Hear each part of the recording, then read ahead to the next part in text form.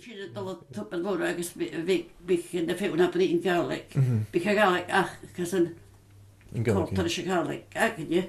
I get you enough be more in the Britain Gaelic, and he shall not be more Hanley sack. Of course, a handy of Yach, Jake Carson, how June on a podcast show. The Nuraharu re loch hurish dan be getrich kat a Geo Jenef tron Jaurich. Smein me well ha ma ves vorchutjen loch hurisches München gembischen nar Seul Bake mar Shaw. Ha me giri torst Sulgen Bear na Dunya Shaw. Ganske veel ha skill like a hulde Dunya. And every croft lost is some ground. And this was decided by the owners of Aris Estate, who were usually very publicly spirited and generous, but they weren't aware that this was causing hardship. And the reason for it was so that their guests going to fish the mission lochs wouldn't have to travel through the upper village of Tobermory and have the natives looking at them as they passed.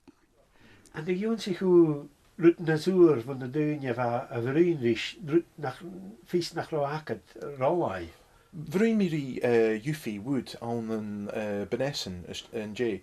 Hurst isha root well hurst me I saw some metal on the top of the hill outside of Bendoren and Benessen. I was hurst I be shin van Bate Trun Darnach they exploded. I guess they had to evacuate our ton. Or some shit. So had the whole of me calm again, like gach interviewee has skill an uur a ching a mach. We were away for the whole time, for the whole term, apart from like half terms you would get, but you couldn't get home at the weekend or anything. So you were completely divorced from your roots. Community. Yeah. I couldn't hanjele mumjeen, shin a skill the dunya ha kutramach. Je had al Gino Station wel project dele Kjalcherish. Yeah, I'm a geria Jennifer and project Nasmoor a brinri dunya on a colosai and fur in the Highlands and is na Nederland.